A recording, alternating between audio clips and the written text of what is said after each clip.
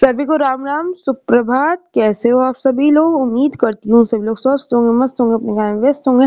तो मैं ऋषिका आज आप लोगों के सामने कहानी लेकर आई हूँ। कहानी का नाम है दुख का कारण।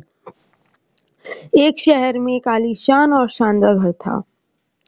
वह शहर का सबसे खूबसूरत घर माना जाता था। लोग उसे देखते तो तारीफ किए बिना नहीं रह पाते। एक बार घर का मालिक किसी काम से कुछ दिनों के लिए शहर से बाहर चला गया। कुछ दिनों बाद जब वह वापस लौटा तो देखा कि उसके मकान में धुआं उठा रहा था। करीब जाने पर उसे घर से आग की लपटें उठती हुई दिखाई पड़ी। उसका खूबसूरत घर जल रहा था। वहां तमाशबीनों की भीड़ जमा थी जो उस घर के जलने का तमाशा देख रही थी। अपने खूबसूरत घर को अपनी ही आंखों के सामने जलता हुआ देख वह व्यक्ति चिंता में पड़ गया। उसे समझ नहीं आ रहा था कि अब क्या करें, कैसे अपने घर को जलने से बचाएं। वहां लोगों से मदद की गुहार लगाने लगा कि वे किसी भी तरफ उसके घर को जलने से बचा ले।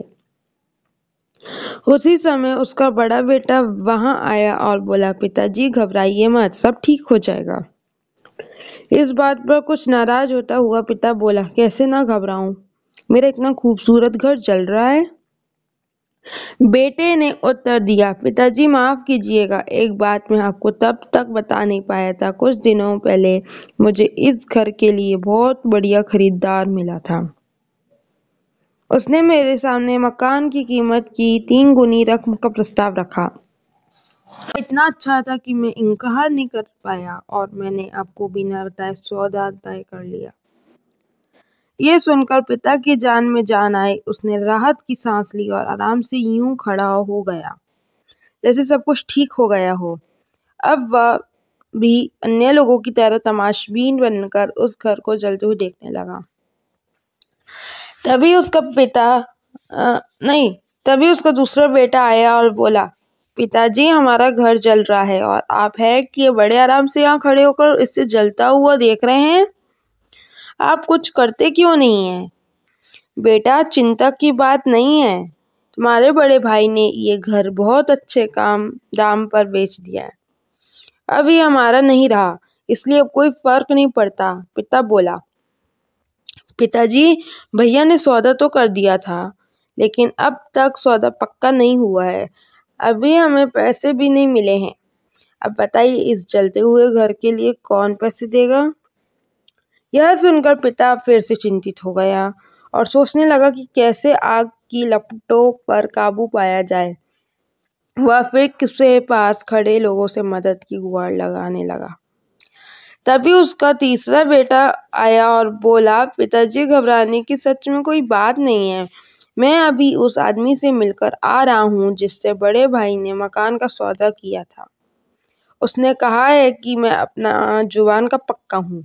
मेरे आदर्श कहते हैं कि चाहे जो भी हो जाए अपने जुबान पर कायम रहना चाहिए।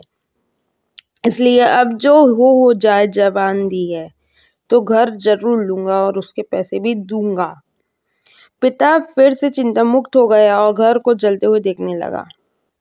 मित्रों, एक ही परिस्थिति में व्यक्ति का व्यवहार भिन्न भिन्न हो सकता है और यह व्यवहार उसकी सोच के कारण होता है। उदाहरण के लिए जलते हुए घर के मालिक को ही लीजिए। घर तो वही था तो जो जल रहा था, लेकिन उसके मालिक की सोच में कई बार परिवर्तन आया और उस सोच के साथ उसका व्यवहार भी बदलता गया। असल से जब हम किसी चीज से जुड़ जाते हैं तो उसके छीन जाने पर या दूर जाने पर हमें दुख होता है, लेकिन यदि हम किसी चीज को खुद से अलग कर देखते हैं तो वह एक अलग किसी आज़ादी महसूस करती है और दुख हमें छूता तक नहीं है। इसलिए दुखी होना ना होना पूर्णतः हमारी सोच और मानसिकता माइंडसेट पर निर्भर करता है। सोच पर नियंत्रण रखकर या उसे सही दिशा देखकर अब हम बहुत से दुखों और परेशानियों से न सिर्फ बच सकते हैं बल्कि जीवन में नई ऊंचाइयां भी प्राप्त कर सकते हैं। आप चाहे किसी भी समाज से हो, अगर आप अपने समाज के किसी उभरते हुए व्यक्ति से जलते हो या उसकी निंदा करते हो तो आप निश्चित रूप से उस समाज के लिए कलंक हो।